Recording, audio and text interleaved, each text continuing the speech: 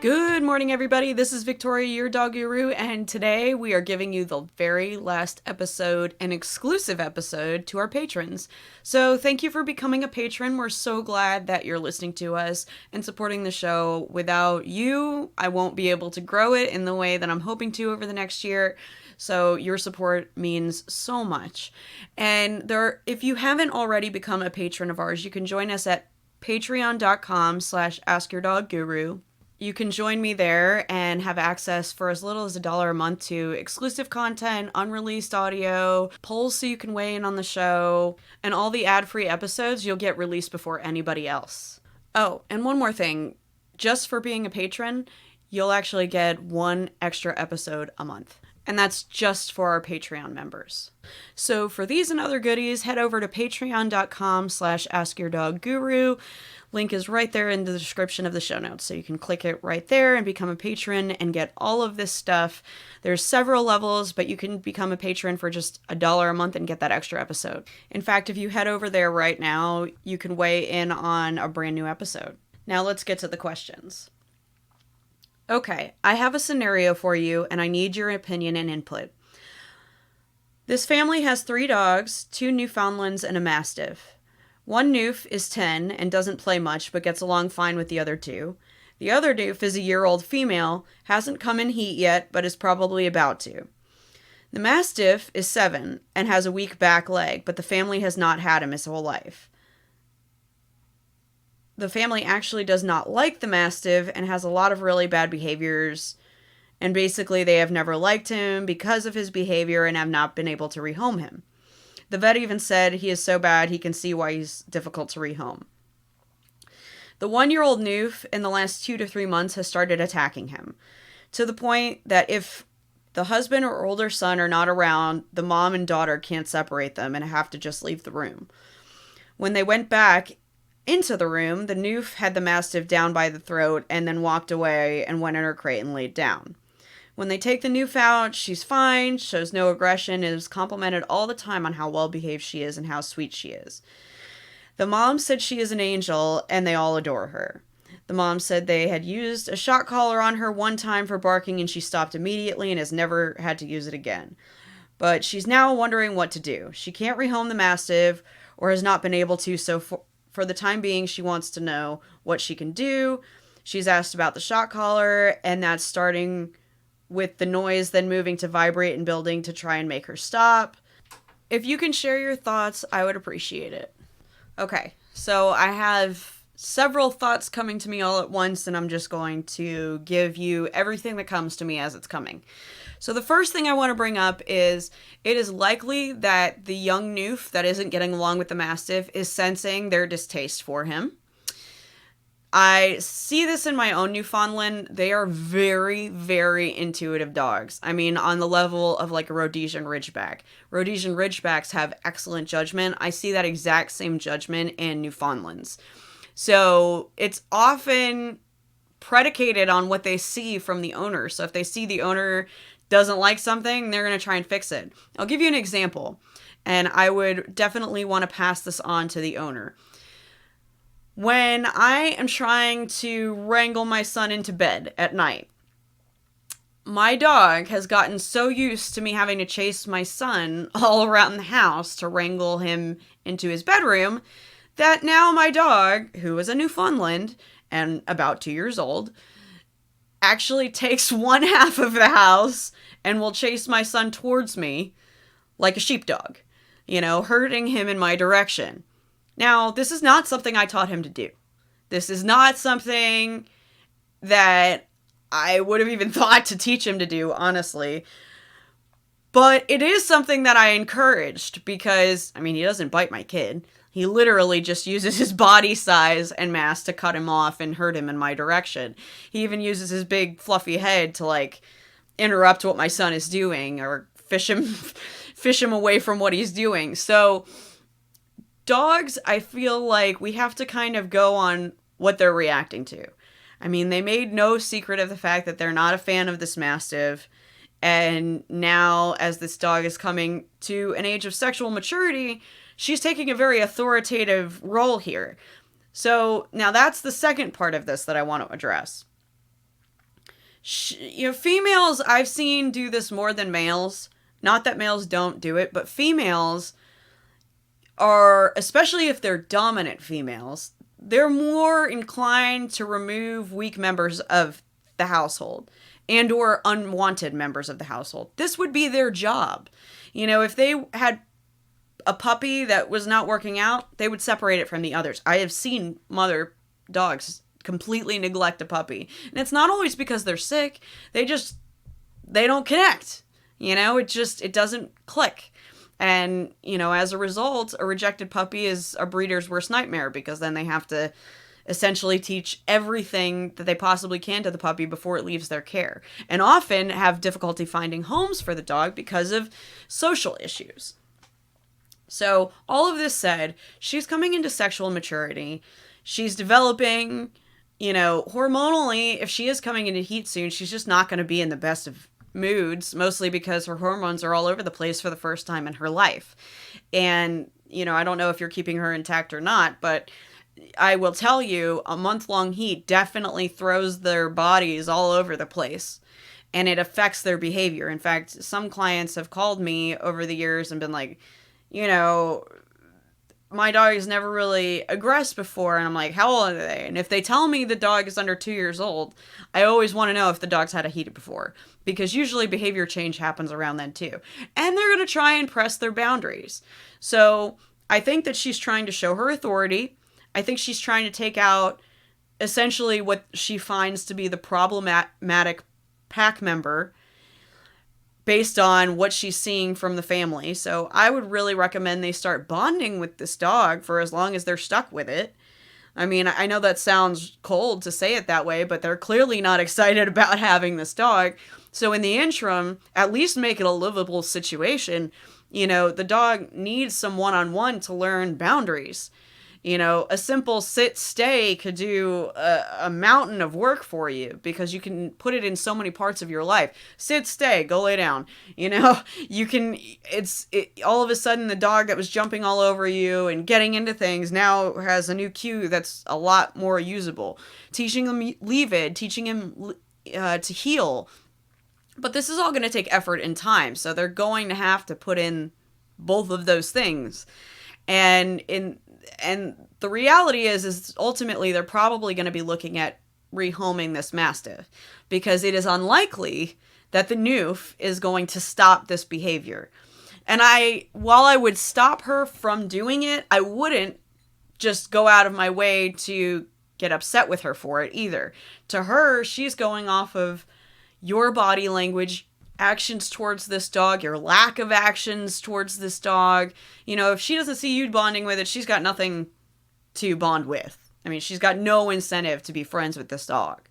So if you aren't going to be able to come over the hump with this dog, I would start working on improving the dog's overall behavior and getting some basic obedience together, so at least the dog is homeable and it's a temporary problem, not a permanent problem. I said in my last episode that in not all cases can a dog be kept in a home permanently. Sometimes it's just it's not the right fit.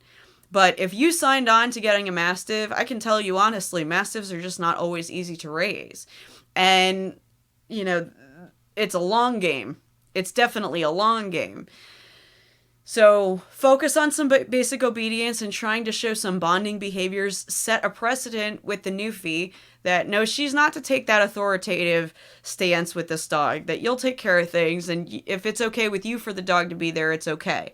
Unless you see the Mastiff instigating something, I would just leave it alone and simply focus on a foundation and a language that he probably does not have solid enough. I define a dog knowing a cue if they'll do it when they're excited or stressed. If they don't do it in that context, they don't know it well enough. So you need to proof a dog in all of those environments. They don't just happen to do it right. Sometimes you luck out like you did with your Newfie, a couple corrections and she was like, never again. I can tell you honestly, I have a 2-year-old Newfie, and there are some conversations, quote unquote, that we have had since the first 8 weeks of his life. I'm sure he's been pulling this, because when he came to me at 12 weeks, he was already himself. You know, he's come into his own, but he's been himself the whole time. So you have to deal with who they are. This goes for the Newfie, it goes for the Mastiff, it goes for large breeds. I'm going to tell you right now, large breeds are slow developers, and they don't give way easily. You have to be clear and you have to be consistent. But if your Newfie is sensing that you don't like this Mastiff and you don't really want it around, well, she's not going to want it around either. And she's got teeth. And if she's anywhere near a dominant female, eventually she'll just start attacking him all the time without what seems like any provocation. But what she's trying to do is establish her rank and get him out of the way because he's not welcome. Now, before we get to our next question, I want to remind everybody how you can get in touch. You can do so by sending me a message at askdogguru@gmail.com. askdogguru@gmail.com. Link is right here in the description, so very easy. Just click and email. And then be sure to like us on Facebook, Ask Your Dog Guru, and join us in the Dog Guru Hounds group just by searching for Dog Guru Hounds on Facebook. You will find us. We would love to have you join us. In the Dog Guru Hounds group, we share pictures, videos, stories, articles. So if you love the show and you're a dog lover, head over to the Dog Guru Hounds group on Facebook. Just a couple more things before we get into our next question. First, if you haven't already, be sure you head over to dogguru.podbean.com. As you might have guessed, link is in the description. This is very important because we're making a big change on the show. Unfortunately, our beloved BlazingCaribouStudios.com is closing their network, and we are going it alone, which is part of the reason we need your support on Patreon. So patreon.com/askyourdogguru, and then dogguru.podbean.com. All of these links are in the description and will help you keep up with our new episodes as they come out live without delay. If you're listening to us on Apple Podcasts, be sure to rate and review us so that other people can find us. But of course, the greatest compliment you can ever give me is sharing my show with a friend. So be sure to tell your friends about Ask Your Dog Guru. Alrighty, let's get to our next question. Questions about my dog Buddy. For a while now, when I take Buddy for walks, about halfway through, usually at the same geographic area, but not every time, maybe a third of the time, he will start making a lot of eye contact, then a few steps later jump in front of me and turns around to stare at me oncoming. Then as I try to walk past him, he'll jump on me. I have tried dropping the leash and stepping on it and just standing there, and sometimes that works, sometimes not. But lately he's added grabbing me around the waist with his arms, so it's hard to push him down and humping me. No laundry basket in sight. I don't know if he's bored. This time of year, we always have to walk in the dark because of work, except on weekends, and he only does this in the dark on walks. Or if this is a dominance thing because he wants to go home. For family dynamics info, my partner, who is disabled, so never walks him nor carries big items, is the undisputed alpha dog, matriarch of our little pack, where I'm more laid back, and he has never jumped on her or anything she carries. So yeah, I'm starting to take this personally. I'd appreciate any help. Thank you. Well, I understand you taking it personally, because technically it is personal. I mean, not to be spiteful or anything, but I'm just telling you, it's one of those things where you were onto something when you said, I think it's about dominance. And, you know, your partner is the alpha female of the pack, as you know. Okay, well, I don't really love labels, but dogs absolutely have a hierarchy. Now, there's a few things to consider. I don't know how old the dog is, so if you could update me with that, that would be useful. But assuming it's over 2 years old and fixed, meaning neutered, okay? If those two things aren't true, then we're going to back up. But if those things are true, then this is probably just a dominance issue, where you have to start establishing your role, be in control of the food, be in control of the time, be in control of everything, and make the dog earn all of these things. So sitting and giving eye contact, even simple cues, as long as they're asking permission before they get what they want, whether it's access on the couch or to get a leash on to go for a walk, now they're obeying you. This is very important, and it's something you need to do in every facet of their life, because if this is a dominance-seeking behavior, you need to establish that they work for you, not the other way around. The other reason I'm recommending this is it's a passive way of sending the message consistently that they don't get to come up with all the ideas and When you want to end the walk, that's when the walk ends. When you start seeing the dog give you the eye, I would already start interrupting the behavior. Let's go. Maybe do like a donut in a circle and change speeds. Stop. Make the dog sit down, lay down. Make him work for you, so that now he doesn't even get to focus on all the behaviors that would happen after he was staring at you and cutting you off and all of those things. A leads to B leads to C. So if you see him eyeing you and it's about that time in your walk and it's dark out, well, ABC is all in place. We're going to assume he's going to do all of those things. So based on history, knowing he has done all of those things on such a regular basis that you're emailing me, then it's time to go ahead and go and redirect. Now, does that mean you end the walk? No, because if you're onto something and he does want the walk to end, now you need him to do something that's more work than just the walk. Okay, don't end the walk on his account. You end it on your account. I think you're probably reading this correctly, especially since he's not doing this with your partner, but it's impossible to know for sure if he would, because with your partner being disabled, we don't know if that scenario would repeat itself or not. If this is purely dominance and trying to establish roles, or if this is more of a behavior that the dog knows it could get away with, and so he's doing it. And he just needs to know, no, this is how things are. So go ahead and Google Nothing in Life is Free. There's lots of options online on how to install this in your house. It's a passive way of establishing things. Like I said, before you give the dog food or give them access outside on the leash, anything, they have to do some cues for you.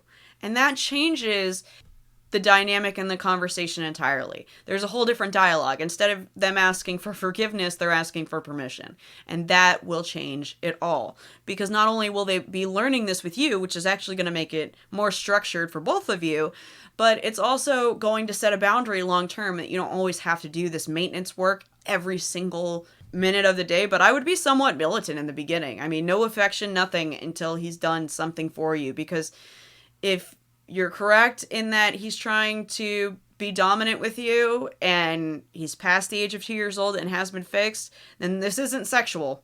It's not hormonal. It's a behavior problem. And we can only fix behavior problems often with behavior being fixed. Does that make sense? You can't, often clients will say, well, I need you to fix my dog. And I would explain to them how the way their dog is, and I would say 99.9% of cases, often has to do a lot more with what they are doing in their daily lives with the dog or not doing that creates some of the problems that they don't like. Not in every case. Some people inherit other people's problems. It happens all the time. But assuming that you've had the dog since the beginning, that's not the case.